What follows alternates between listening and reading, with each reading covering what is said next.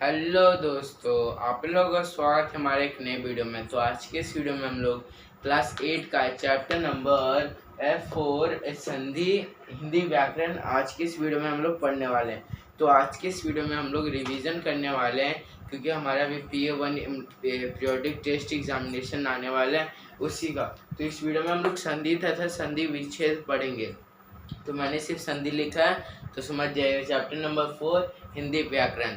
आज के इस वीडियो में हम लोग संधि के बारे में पढ़ेंगे, फिर संधि के भेद, स्वर संधि संधि के भेद में हम लोग देखेंगे स्वर संधि क्या होता है, व्यंजन संधि क्या होता है और विसर्ग संधि क्या होता है।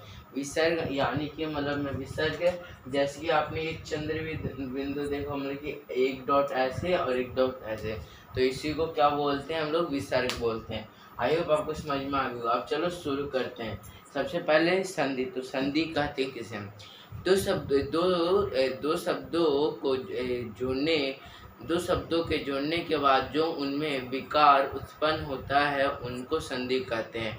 मतलब कि जो दो शब्द, जैसे कि अगर मैं मान लो अगर नरेश नरेश नरेश है, तो अगर इसको हम अगर मतलब कि यहाँ पे क्या कि सॉरी यहाँ पे दो शब्द है, नर प्लस ईश, तो नर जोड़ ईश,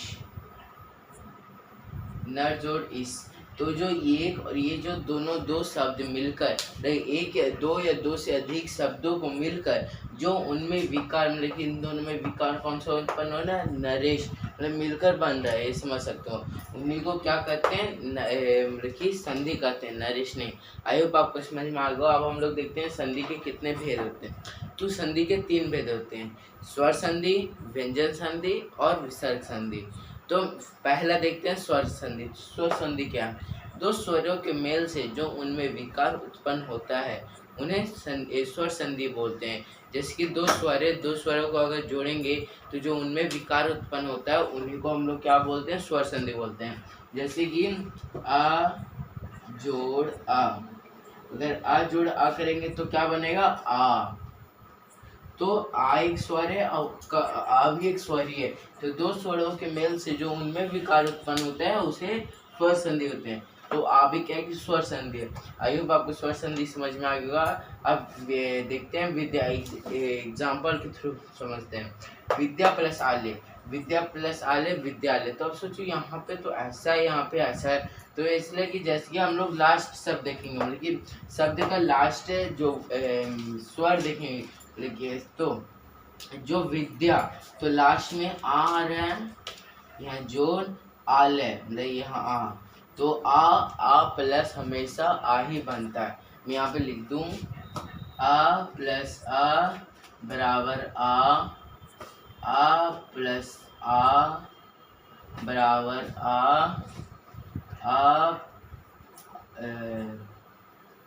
प्लस आ बराबर आ प्लस आ बराबर आ। तो ये चार हैं जो इस तरह से क्या कि हम लोग समझ सकते हैं। तो अगर आ प्लस आ भी रहेगा तो आ ही हो गया। तो विद्यालय, तो विद्यालय क्या है, संधि हो गया। अब यहीं पे हम लोग संधि विच्छेद देख लेते हैं। तो विद्यालय, तो विद्यालय और विद्यालय का संधि विच्छेद हम लोग देखेंगे। सबसे पहले मैं खत्म करता हूँ। व्यंजन संधि, व्यंजन संधि क्या है, दो व्यंजनों के मेल से जो उनमें विकार उत्पन्न होता है उसे व्यंजन संधि कहते हैं।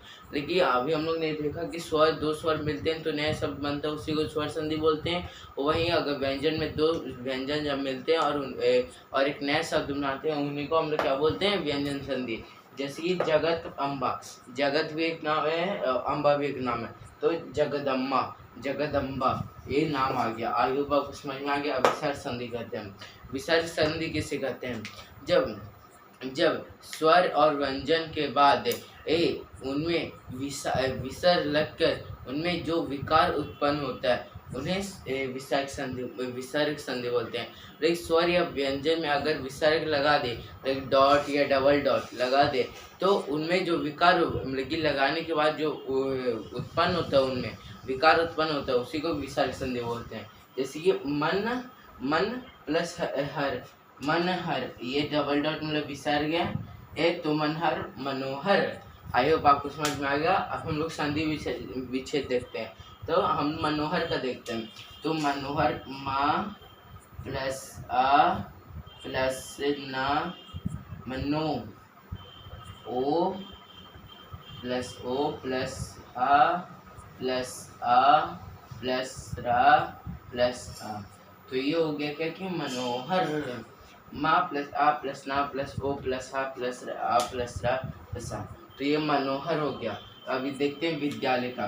तो व प्लस ई प्लस द्य प्लस आ प्लस ल प्लस आ प्लस ल सॉरी जोड़ या जोड़ आ। तो विद्यालय, ये विद्यालय का होगा। आई होप आपको संधि विच्छेद पता चलेगा। अगर आपको वीडियो अच्छी लगी तो लाइक शेयर और सब्सक्राइब करना मत भूलिएगा। और यही है जो है हम लोग संधि में पढ़ना था। तो thanks for watching, bye bye.